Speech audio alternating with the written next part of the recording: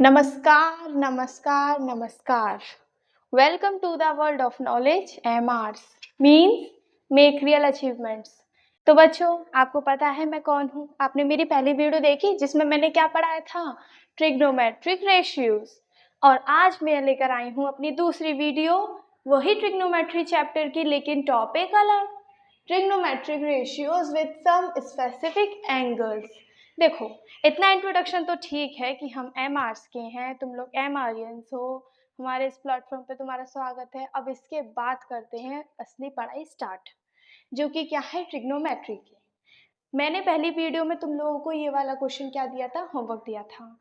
दोबारा से बता देती हूँ कि क्या था उस वीडियो में। उसमें था trigonometric ratios, sine, cos, cosec, sec, cot and tan.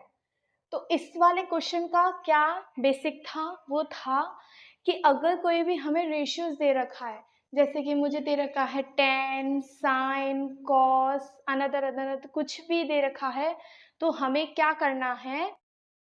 Question ये बोला है कि फाइंड ऑल ट्रिग्नोमेट्रिक रेशियोज। तो क्या करते हैं? सिंपल वही फॉर्मूला लगा के, पाइथागोरस थ्योरम के बेसिस पर।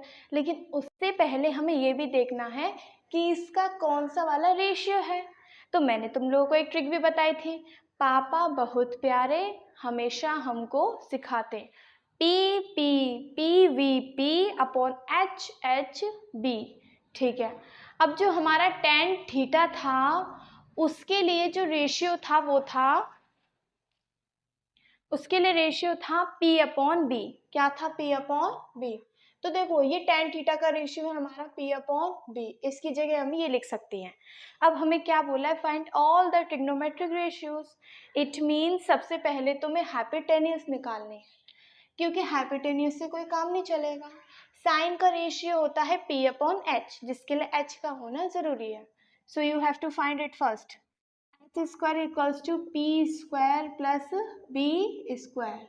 देखो, इन टाइप के क्वेश्चंस में तुम ट्रायंगल बनाओ मत बनाओ, इतना मतलब ऑप्शनल है, क्योंकि मेन जो पर्पस है वो हमारा ये सॉल्व करना है।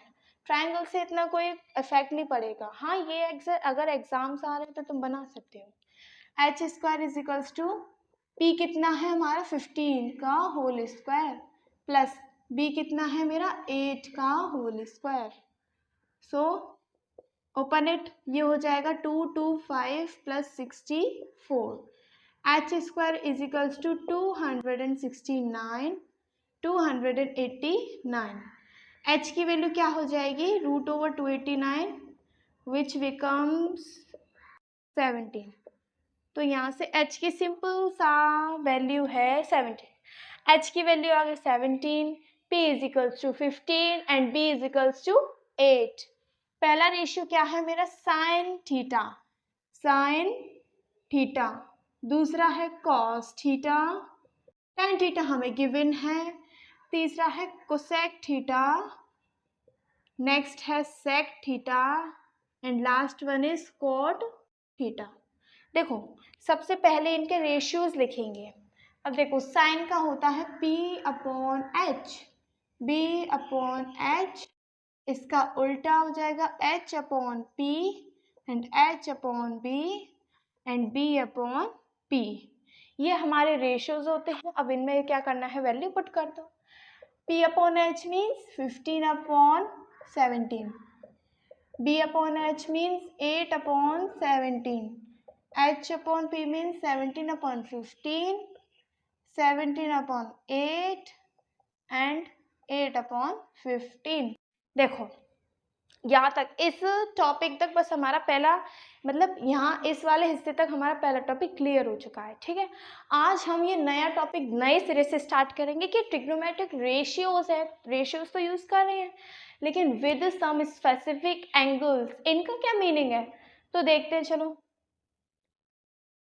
आते हैं हम trigonometric ratios with some specific angles. देखो, एंगल्स मतलब वही होता है थीटा की वैल्यू। किसकी वैल्यू? थीटा की वैल्यू। अब थीटा की वैल्यू कहाँ से कहाँ तक रहेगी? 0, 30, 45, 60 और 90। ठीक है, ये ओनली 5 वैल्यूज होती हैं किसकी, थीटा की। अभी के लिए तुम लोग 10th क्लास में, इसलिए से ओनली 5 पढ़नी है।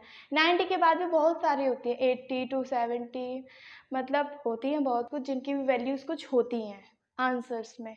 लेकिन इसके लिए अभी तो हमें यही पढ़नी है, 0 की, 30 की, 45, 60 एंड 90। अब देखो, सम स्पेसिफिक एंगल्स मीन्स क्या है, जो साइन के बगल में हम थीटा लिखते थे, जैसे कि साइन के बगल में हम क्या लिखते थे, थीटा, तो उस थीटा की जगह सबसे पहले हमें लिखना है 0। मतलब साइन 0 डिग्री की वैल्यू क्या होती है, वो होती है मेरी 0। क्या होती है मेरी, 0। अब साइन 30 डिग्री की वैल्यू क्या होती है, वो होती है 1/2। Sine 45 is 1/√2। Sine 60 is √3/2 and sine 90 is 1। देखो ये सारी वैल्यूज हैं किसकी, साइन की, 0, 30, 45, 60 एंड 90। जब तुम लोग साइन की वैल्यूज सारी लर्न कर लोगे तो तुम्हें अपने आप ही ये 5 ट्रिग्नोमेट्रिक रेशियोज की वैल्यू लर्न हो जाएगी। अब ये क्या, तुम लोग सोच रहे होंगे कि ये बात तो हर एक टीचर कहता है, हर एक टीचर, क्योंकि रीज़न यही है कि उसने पहले भी किसी और टीचर से सुना है। वो टीचर यही बोलता है कि साइन की सारी वैल्यूज लर्न कर लो, cos, ten, cosec, sec, cot automatic learn हो जाएगी।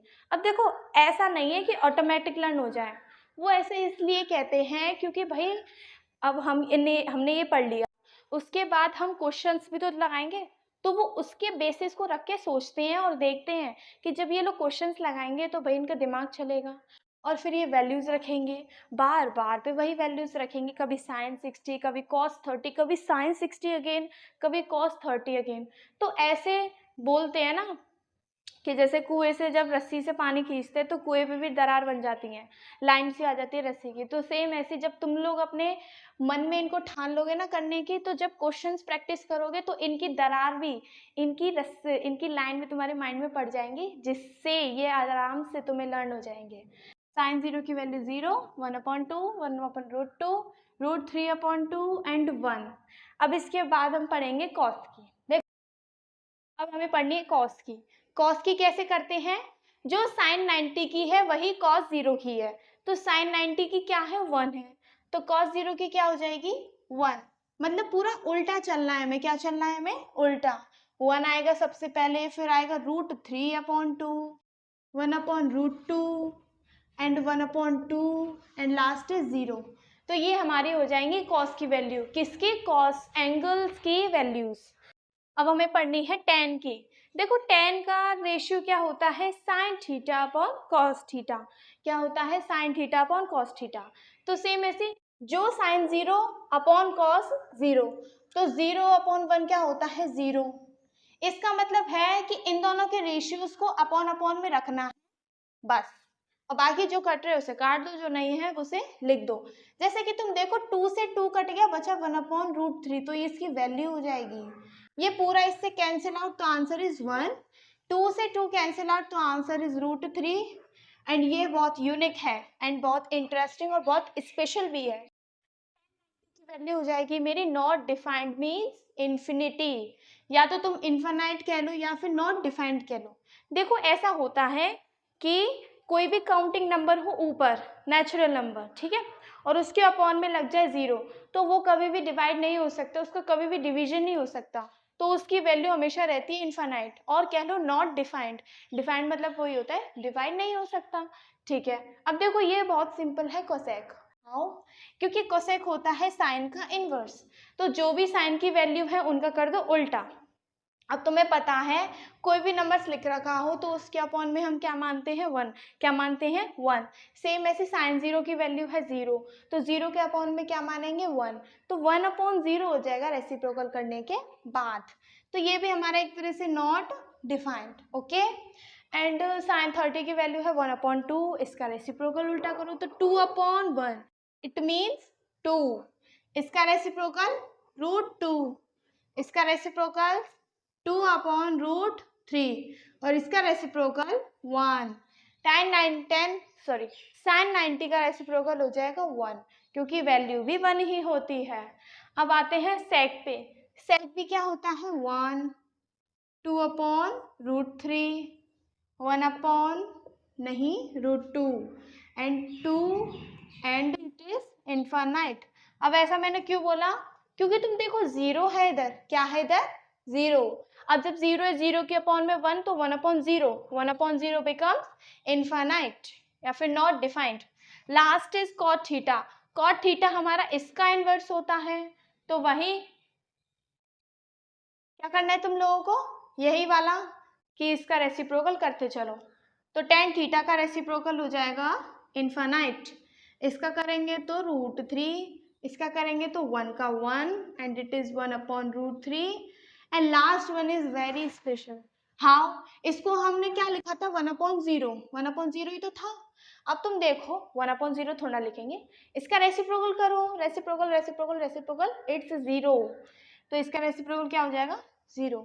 तो देखो ये हमारी पूरी trigonometric ratios with some specific angles हैं, ये वैल्यूज हैं। अब इसके बाद जरा एक क्वेश्चन और सॉल्व करते हैं, फिर आ जाएगा समझ में अच्छे से। अब हम करते हैं क्वेश्चन, किसके बेसिस पे? वही स्पेसिफिक एंगल के बेसिस पे। मैंने देखो ये इक्वेशन पूरी लिख दी है, इसमें बोला है कि प्रूव दैट करो, जब तुम इसे सॉल्व करते हो तो आंसर इतना आता है। अब तुम देखो 60 है, 30 है और आंसर में कितना आ रहा है? 90, वो भी कॉस के साथ। लेकिन डरने की जरूरत नहीं है क्योंकि हमें इसमें वैल्यूज लगानी है। कैसे? पहले LHS को सॉल्व करो जरा। cos 60 की वैल्यू क्या होती है? मुझे लर्न है, तुम्हें नहीं है, तो ये याद करना। cos 60 की वैल्यू होती है √3 नहीं 1/2, क्योंकि वो होता है उसका रेसिप्रोकल।